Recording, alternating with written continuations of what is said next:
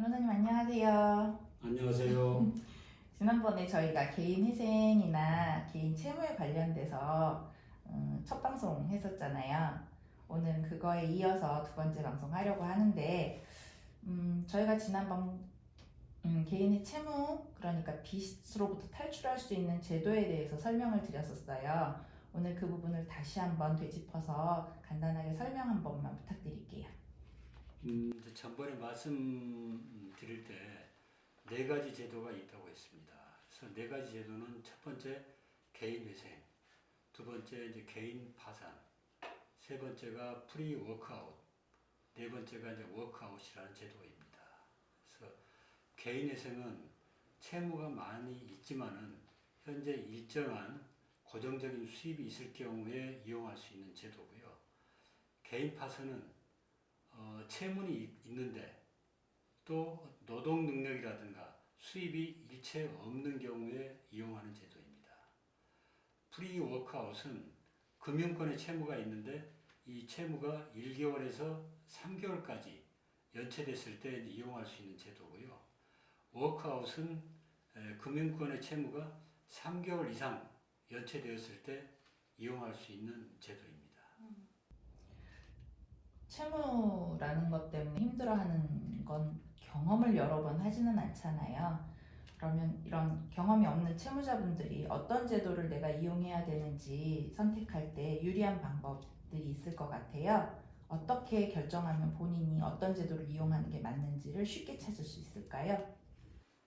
혹시 주변에 개인 회생이나 개인 파산을 경험해 본 사람이 있다고 그러면은 그 사람에게 물어보는 것도 하나의 방법은 될 수 있습니다. 하지만 제일 좋은 방법은 전문가를 찾아서 상담을 해보는 겁니다. 개인 회생이나 개인 파산을 이제 전문으로 하는 변호사 사무실을 찾아서 물어보는 것도 하나의 방법이고요. 이제 금융권에 채무가 있는 사람은 그 신용회복위원회를 찾아가서 상담하는 것도 하나의 방법입니다. 저희 그 법무법인 금성의 금성회생센터에서도 이런 개인 회생 또는 개인 파산에 대해서 무료로 상담을 해주고 있고, 또 상담한 내용에 대해서는 그 비밀을 보장을 해주기 때문에 언제든지 찾아오셔도 됩니다. 저희 금성회생센터가 법인이다 보니까 여러 업무를 하는 중에 보통 개인회생이나 법인회생 업무를 주를 이뤄서 많이 보는데, 오늘 채무자분들께서 가장 궁금해하실 제도 중에 개인회생 제도에 대해서만 오늘 한번 좀 더 깊이 얘기를 나눠봤으면 좋겠다는 생각이 들었어요. 그래서 변호사님, 개인회생을 신청할 수 있는 대상은 자기가 어느 대상인지 어떻게 설명할 수 있을까요? 그 개인 회생을 신청하기 위해서는 몇 가지 요건이 필요합니다. 첫 번째로는 담보 없는 채무가 5억 원 이하 또는 담보 있는 채무가 10억 원 이하여야만 개인회생을 신청할 수가 있습니다. 바꿔 말하면은 담보 없는 채무가 5억 원 이상이거나 또는 담보 있는 채무가 10억 원 이상인 경우에는 개인회생을 신청할 수가 없습니다. 두 번째로 최저 생계비를 초과하는 일정한 수입이 있어야만 됩니다. 수입만 일정하다 그러면은 직업이 어떤 직업이든지 상관이 없습니다. 뭐 정규직이든 비정규직이든 또는 프리랜서든 아르바이트생이든 상관이 없습니다. 그러면 개인 파산이나 회생은 아무 때고 내가 신청할 수 있는 제도인가요? 원칙적으로 요건에만 해당이 되면은 신청할 수가 있습니다. 연체 여부와도 상관이 없을까요? 연체 여부도 상관이 없습니다. 그러면 과거에 본인이 한 번쯤 실수가 있어서 파산이나 개인 회생을 했었는데 그 면책을 그렇게 해서 면책을 받고 나서 경제 활동을 하시다가 다시 힘들어지는 경우들이 요즘은 좀 있으실 것 같아요. 왜냐면 이 제도가 되게 2002년부터 활성화됐었던 제도니까. 그럼 다시 신청하고 싶은 상황이 됐을 때 그럴 때도 요건이 있을까요? 그 개인 파산이나 또는 개인 회생을 과거에 신청한 적이 있다 그러면은 면책된 날로부터 5년이 지나야만이 다시 개인회생을 신청할 수가 있습니다. 그러니까 면책이 된 지 5년이 지나지 않았다 그러면은 아까 말씀드린 채무 요건 또는 소득 요건이 된다 하더라도 개인회생을 다시 신청할 수는 없고 5년이 지날 때까지 기다렸다가 다시 신청을 해야 합니다. 그러면 채무 중에서는 조정이 되는 채무가 있고 아닌 채무, 예를 들면 빚이 정리가 안 되는 채무가 있다고 알고 있는데 어떻게 구분이 되나요? 개인회생에서는 원칙적으로 모든 채무가 조정 대상이 됩니다. 그래서 은행으로부터 빌린 대출 또는 개인 간의 채무, 심지어는 세금 또는 도박으로 인한 빚, 또 전부 채무 조정 대상이 됩니다. 그래서 빚이 있고 일정한 소득이 있는 사람이라 그러면은 걱정하지 말고 개인회생 상담을 받아보라고 권유하고 싶습니다. 개인 회생을 진행하는 과정에서 어느 정도의 어떤 절차를 통해서 얼마간의 기간이 필요한지 알 수 있을까요?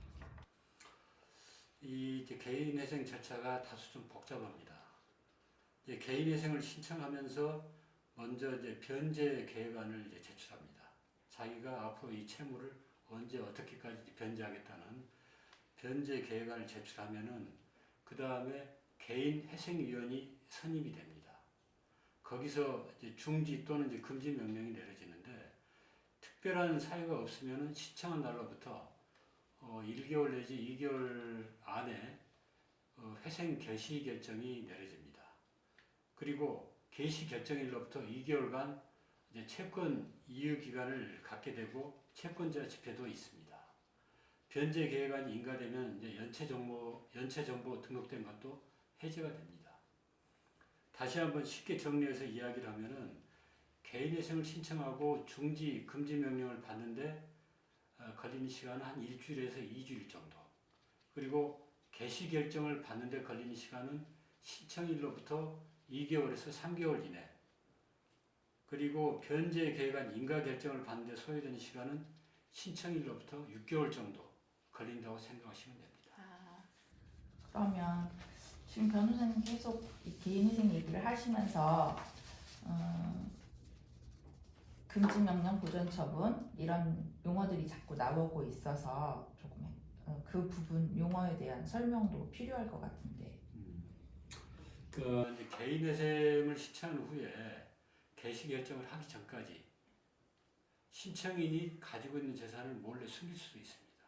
그리고 또 채권자들이 자기 채권을 확보하기 위해서 가압류나 가처분 등의 절차를 진행할 수가 있습니다. 이 보존처분 중지금지 명령이라는 것은 이 신청인이 재산을 숨기거나 하는 행위를 하지 못하게 하는 거고 또 채권자들이 이 가압류나 가처분을 하지 못하게 하는 그런 명령이라고 생각을 하시면 됩니다.